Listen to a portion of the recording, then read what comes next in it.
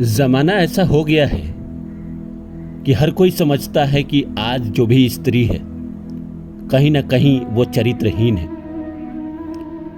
लोगों को लगता है कि आज के जमाने में जितनी भी लड़की है कहीं ना कहीं सब शादी से पहले रिलेशन में रहती है और जिसके साथ रहती है उसके साथ रिलेशन बनाते रहती है और किसी और से शादी करती है। लोग समझते हैं कि ये तो गलत है, ये तो चरित्रहीनता का प्रमाण है। ऐसा नहीं होता। हर कोई आज के जमाने में वैसा नहीं है जैसा आप सोच रहे हैं। मैं ये नहीं कह रहा हूं कि ऐसा नहीं होता। अमूमन शहरों में ऐसे होते हैं जो ऐसा करते हैं, जो अपने आप को सबके ऊपर मान लेते हैं, वो ऐसा करते हैं। जैसे मान लीजिए जिसने ये मान लिया कि ईश्वर नहीं होते हैं, जिन्होंने मान लिया कि मैं अपनी मर्जी का मालिक हूं, जिन्होंने मान लिया कि इस धरा पे ये मेरा पहला और आखिरी जन्म है, जिन्होंने मान लिया कि मेरे अलावा इस संसार में कोई बेहतर नहीं है, वो लोग जिंदगी में कुछ भी कर सकते हैं। उनकी बात हम नहीं करें तो बहुत बेहतर है। ऐसे लोगों को लोग फेमिनिज्म कह के पुकारते हैं कि इसके शिकार हैं। शब्द भी गढ़े जाते हैं, लेकिन मैं उनकी बात नहीं कर रहा हूं। वैसी होगी आबादी 20% होगी, लेकिन 20% के कारण हम सबको उसी तराजू से नहीं तौल सकते। देखिए, कोई भी अगर इंसान है, पुरुष हो या स्त्री, मेल हो या फीमेल, अगर वो चरित्रहीन है तो ऐसा नहीं है कि सिर्फ उसको लगता है कि उसने किसी के साथ रिलेशन बना लिया शादी से पहले या शादी के बाद भी तो कुछ होता नहीं है। अरे बहुत कुछ होता है। ये संसार ईश्वर ही चलाते हैं और इस संसार में किए गए कर्मों का ही फल मिलता है।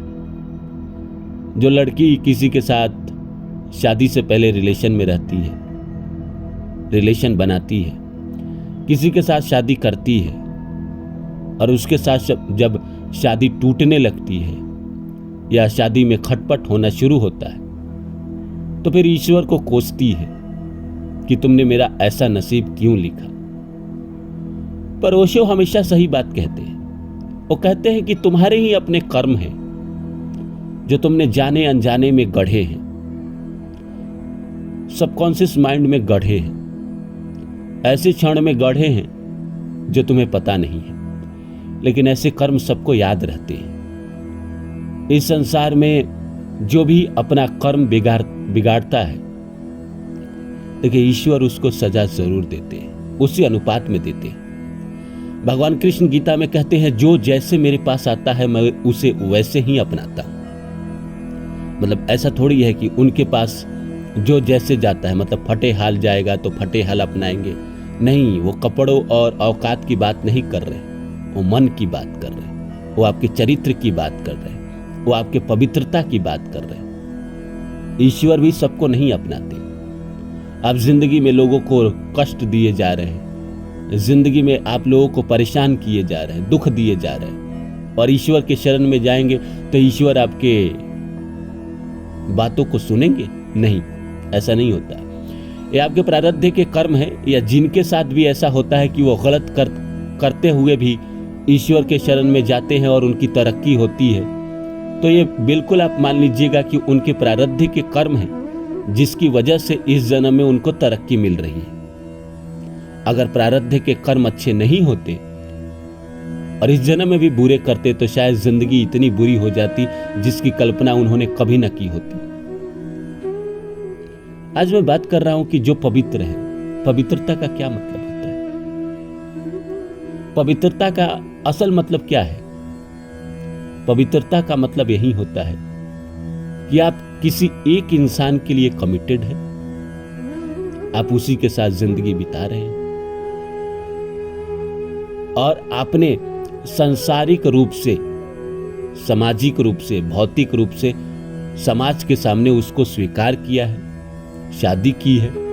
चाहे आप किसी भी धर्म के हो, सारे धर्मों में रीति रिवाज से ही शादी होती है, और आप उसके साथ रिलेशन बनाते भी हैं तो ये पवित्रता में ही आता है। ऋषि भृगु लिखते हैं कि संतान प्राप्ति के लिए किया गया सहवास कहीं ना कहीं वो पवित्रता में ही आता है, क्योंकि आप इस प्रकृति को आगे बढ़ाने के लिए कोई भी कर्म कर रहे हैं। और संसार में जीवन का मूल उद्देश्य यही है।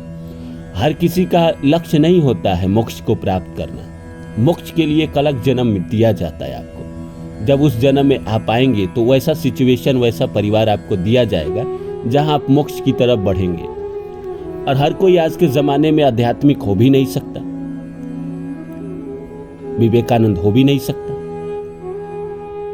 तो ये रही बात पवित्रता की। प्रेमी है किसी का, जिससे वो प्रेम करता है उसी का आजीवन। जैसे मीरा पूरे जीवन कृष्ण की प्रेमी रही, राधा पूरे जीवन कृष्ण की प्रेमी रही, उसके अलावा उन्होंने किसी के बारे में नहीं सोचा। सत्यवती है, जो कहती है वो करती है, जिसके साथ उसका कमिटमेंट है, मेरे साथ है। अगर उसने जो कमिट किया है पूरी जिंदगी अपने सत्य वचन को निभाती है। सुंदर और चतुर भी है, और इतनी थोड़ी सी सुंदर भी है और चतुर भी है। दुनियावी चीजों को समझती है, कौन अच्छा कौन बुरा, क्या दुनिया में चल रहा है, क्या करने से नुकसान है, इतना पता होना चाहिए कि आग में हाथ डालने से हाथ जलेगा। इतनी बेवकूफ नहीं होनी चाहिए कि आग में हाथ डाल दे और हाथ जले और कहे कि वाह मेरा हाथ जल गया। नहीं, वैसी नहीं चाहिए। उसको पता हो कि आग में हाथ डालने से जलता है।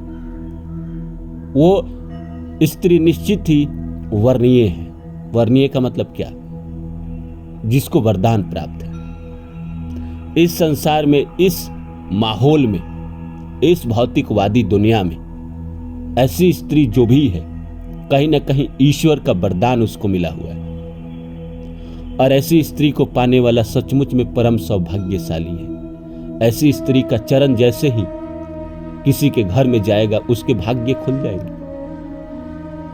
वो दिन गुना रात चरगुना तरक्की करेगा। क्यों करेगा? क्योंकि वो निश्चित है कि मेरी जो जीवन साथी है, जीवन संगनी है, वो मुझे अटूट प्रेम करती है, मेरे लिए कमिटेड है, मेरे पीठ पीछे मेरे साथ धोखा नहीं करेगी। और जिस इंसान के दिल में इतना तसल्ली आ जाता है, वो अपने काम को दिल और दिमाग से करता है। और प्लस ऐसी स्त्री आपको कैरियर में आगे बढ़ाने की भी कोशिश करती है, आपको प्रेरित करती है कि आप जिंदगी में आगे बढ़े, तरक्की करें, ऊंचा उठे।